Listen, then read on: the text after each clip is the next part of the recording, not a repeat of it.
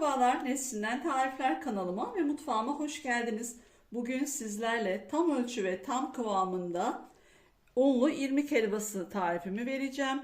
Kıvamı harika, nemli nemli, ıslak ıslak, muhteşem bir helva görüyorsunuz. Şimdi yapımına geçelim. Helvamızın yapımına ocağımızın altını açarak başlayalım. İçerisine 80 gram tereyağımızı alalım. 75-80 gram yeterlidir. Şimdi biraz hafif erimesini bekleyelim tereyağımızın. Tereyağımız iyice eridi. Ocağımızın altını yarıya kıstım. Tam açık değil.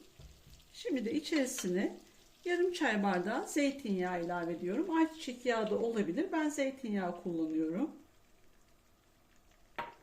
Bunu da şöyle bir karıştıralım güzelce.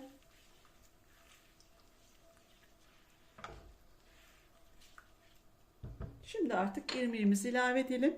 1,5 bardak 200 mililitrelik klasik su bardağıyla irmiğimizi alalım. Bir 5 dakika irmiğimizi şöyle kavuralım, çevirelim. Yağımız da iyice karışsın.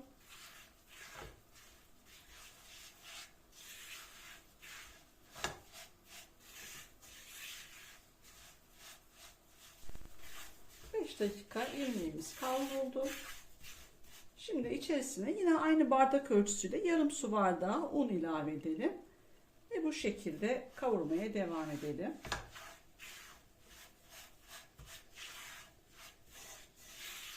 Ocağımızı kısık ateşe aldım arkadaşlar. Helvamızı yavaş yavaş şöyle sabırla güzelce ortalama 25-30 dakika kavuracağız. Çok yüksek ateşte olmasın. Hemen altı yanar. Bu sefer beyaz beyaz olur irmikleriniz. Hoş bir görüntü olmaz. Helva biraz sabır isteyen bir tatlı. Ama sonuç muhteşem. Bu şekilde yavaş yavaş karıştırarak kavuruyoruz. Helvamızı kavururken size küçük püf noktaları da tabi arada vermek istiyorum.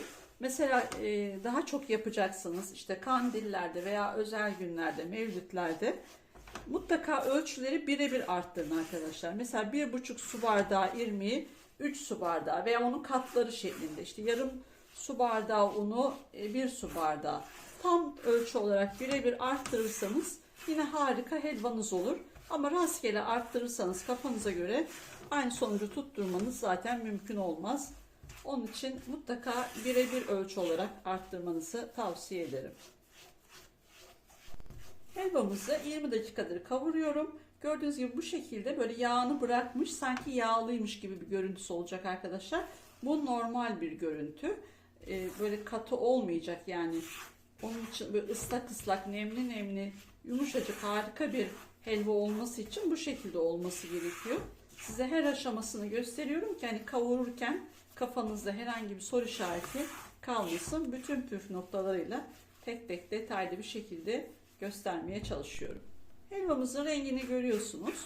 Eğer açık renkte, daha açık renkte istiyorsanız bu kavrulma yeterlidir. Artık şekerinizi, suyunuzu koyabilirsiniz. Ben 5 dakika daha kavuracağım. Tam şöyle güzelce bir tam irmik helvası renginde, tadında olsun. Onun için 5 dakika daha kavuracağım ama oluyor bazıları daha açık renk seviyor veya istiyor. O zaman bu aşamada şekerini ve suyunu ilave edebilirsiniz. Helvamızı 30 dakikadır kavuruyorum. Gördüğünüz gibi çok güzel bir rengi oldu. Artık kavurma işlemimizi şimdilik altı kısık bir şekilde devam edeceğiz. 2 su bardağı klasik su bardağı ile toz şekerimiz var. Şekerimizi eritmeden bu şekilde ilave ediyorum. İsterseniz eriterek de şerbetiyle de koyabilirsiniz ama bu şekilde de harika oluyor. Şimdi şöyle şekerimizi de güzelce bir karıştıralım. 1-2 dakika.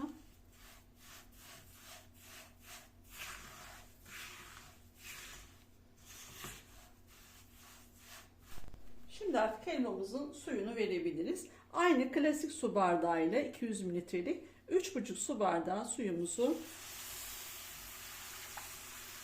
ilave ediyorum. Ocağımın altı kısık olduğu için arkadaşlar gördüğünüz gibi böyle bir taşma, ocağı kirletme olmuyor. Kısıkta şöyle yavaş yavaş güzelce karıştırıyorum.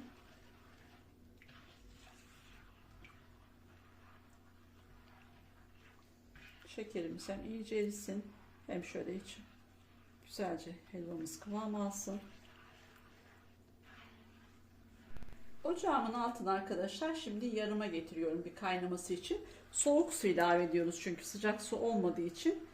Kaynaması için bir yarıma aldım şimdi. Arttırdım ocağımın ısısını. Helvamız yavaş yavaş kıvam almaya başladı. Gördüğünüz gibi bakın pürüzsüz, hiç içinde ne topak var ne de bir şey. Çok güzel bir şekilde ama sürekli karıştırıyorum bu şekilde. Kaynamaya başladı. Bakın göz göz. Yine ocağımın altını tekrar kısıyorum. Helvamız gördüğünüz gibi hemen suyunu çekiyor arkadaşlar. Gördüğünüz gibi muhteşem bir kıvamı oldu. Bakın. Gerçekten çok nefis bir helva. Altı kısık da kesinlikle açmıyorum. Ve bir iki daha çevirdiğimde altını kapatacağım hemen. Evet, altını kapatıyorum. Şöyle bir iki daha karıştırıyorum. Muhteşem. Şöyle ünlü helvacıların helvasından çok çok daha güzel, kendi evimizde yaptığımız muhteşem bir helva. Helvamızın pişme işlemi tamamlandı. Şöyle kapağını kapatalım ve 1-2 dakika dinlendirmemiz yeterli. Helvamız 1-2 dakika dinlendi. Şimdi bir de tabağımızı alarak şöyle kıvamını da göstermek istiyorum. Önce şöyle bir karıştıralım. Gördüğünüz gibi çok nefis oldu. Tam kıvamında, nemli nemli, ıslak ıslak, muhteşem bir helva. Kıvamını da görüyorsunuz. Şimdi şöyle bir de tabağımıza alalım. Harika. İster sade, ister dondurmayla servis edebilirsiniz. Mutlaka denemenizi tavsiye ederim arkadaşlar. Daha deneyip de yiyip de beğenmeyen görmedim. Gerçekten çok harika oluyor. Helvamı şöyle bir servis tabağına aldım ve kaşıkla şöyle bir tatlı kaşığıyla şöyle şekil veriyorum.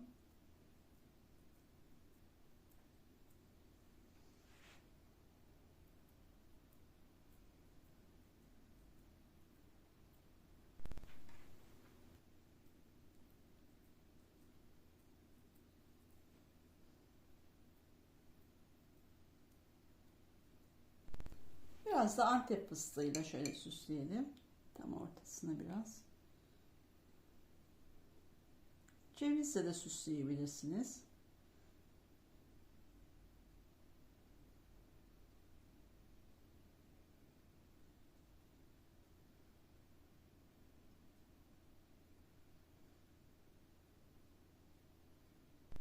Sizin için iki şekilde sunum hazırladım. Bir bu şekilde, bir de içerisine dondurma koyarak bu şekilde kalıpta hazırladım. Gördüğünüz gibi her ikisi de muhteşem oldu.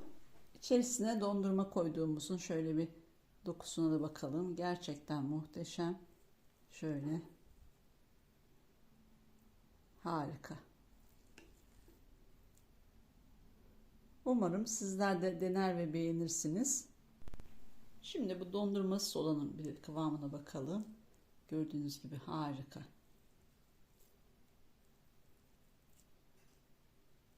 Tüm deneyenlere şimdiden afiyet olsun. Kanalıma abone olup bana destek olursanız çok sevinirim. Başka bir tarifte tekrar görüşmek dileğiyle. Hoşça kalın.